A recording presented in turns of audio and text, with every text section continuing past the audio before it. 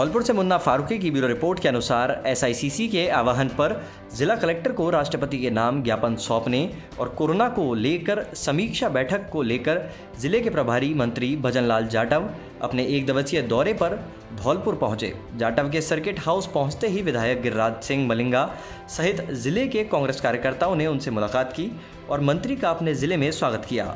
कार्यकर्ताओं से मुलाकात के बाद प्रभारी मंत्री ने पत्रकारों से भी वार्ता की। पत्रकारों से बात करते हुए मंत्री ने केंद्र सरकार को आड़े हाथों लेते हुए कोरोना वैक्सीन की 18 वर्ष से 44 वर्ष की कमी के केंद्र की मोदी सरकार को जिम्मेदार ठहराया और सभी प्रदेशों को जल्द से जल्द कोरोना वैक्सीन उपलब्ध कराने की भी मांग की। वहीं सैपऊ कस्बे में हाल ही में सरकारी दवाइयों को बड़ी मात्रा में जला दिए जाने के मामले को गंभीरता से लेते हुए जल्द से जल्द मामले की जांच करा दोषियों के खिलाफ कार्यवाही करने का आश्वासन दिया। वहीं एसआईसीसी के आह्वान पर कोविड वैक्सीन की पर्याप्त मात्रा में दिए जाने की मांग को लेकर राष्ट्रपति के नाम जिला कलेक्टर को ज्ञापन सौंपा। ज्ञापन सौंपने के बाद मंत्री जाटव ने जिला कलेक्टर सभागार में जिले के आला अधिकारियों के साथ कोरोना प्रबंधन को लेकर समीक्षा बैठक ली। बैठक के दौरान मंत्री ने चिकित्सा विभाग के अलावा अन्य विभागों से बैठक में मौजूद अधिकारियों से चर्चा की और कोरोना प्रबंधन को लेकर आवश्यक दिशा निर्देश भी दिए। इस मौके पर मौजूद डॉक्टर शिवचरण कुशवाहा, धर्मेंद्र शर्मा, साकेत विहारी, धनेश जैन आदि मौजूद रहे। मलिंगा जी, जिलाध्यक्ष जी, हमारे कुशवाहा साहब और तमाम हमारे संगठन के लोग बैठे और साथ में मीडिया के साथियों। जिस तरीक़ा से सेकेंड वेव आई है और सेकेंड वेव में जिस तरीक़ा से आप सब लोगों ने देखा है कि तमाम नौजवानों की मौतें हुई। ऐसा कोई परिवार, नातेदार, रिश्तेदार या जानकारी में ऐसा कोई व्यक्ति नहीं मिला जिसकी वहाँ मौतें ना हुई। बड़ी भयानक थी, परंतु राजस्थान की सरकार ने बहुत अच्छा प्रबंध किया, कहीं कोई दिक्कत नहीं आने दी और काफ़ी बचाव राजस्थान की सरकार ने किया। परंतु यदि समय रहते हमारे यहाँ टीकाकरण हो जाता, वैक्सीन लग जाती, तो निश्चित तौर पर और लोगों की जान बच सकती। पूरे भारत के अंदर जिस तरीक़ा से लाशों के ढेर हुए और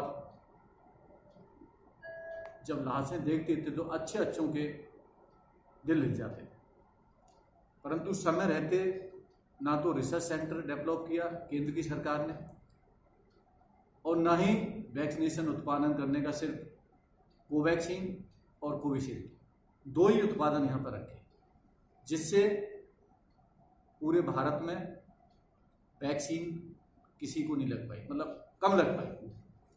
निश्चित तौर पर यदि और कंपनियां भी थी, यदि उनको सम्मिलित कर लेते तो आज ये स्थिति नहीं बनती। और जो वैक्सीन, कुछ वैक्सीन उसमें से विदेशों को भी दे दी। जब पता था कि थर्ड वेव आएगी, सेकंड लहर आएगी, तो कम से कम अपने नौजवानों का तो ध्यान सबसे पहले अपने घर का, परिवार का हर व्यक्ति रखता है कि भाई घर परिवार का व्यक्ति का ध्यान। आज उससे उबरने के लिए काफ़ी लंबा समय लगा, सब लोगों ने मेहनत करी, डॉक्टर्स ने मेहनत करी, तमाम जनप्रतिनिधियों ने मेहनत करी, जीएनएम, एएनएम सब ने मेहनत करी, परंतु केंद्र की सरकार ने आज तक वैक्सीन उपलब्ध नहीं कराई है। 18 से लेके 44 साल इतनी कमी है कि वैक्सीन है आज की डेट में बिल्कुल खत्म है राजस्थान के अंदर।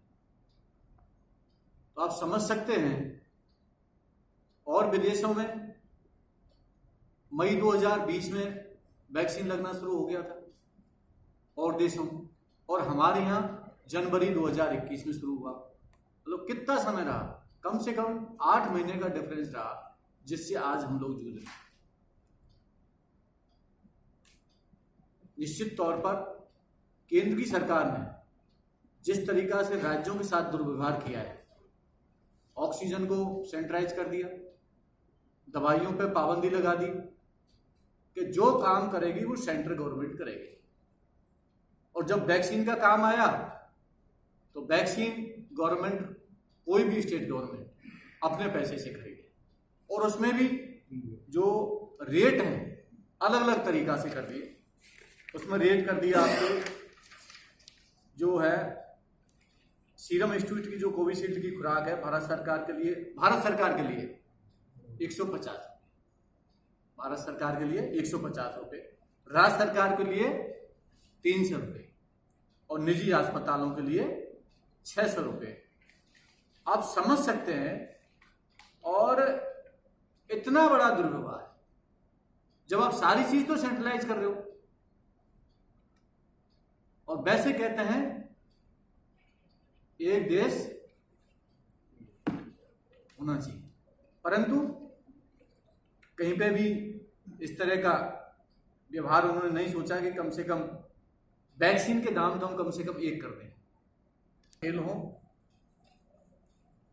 ऐसी महामारी में के अंदर जब भी कोई आपदा आई है, चाहे सरकार हमारी रही हो, परंतु सब लोगों को साथ में रह के काम किया, विपक्ष को भी साथ में लेके काम किया।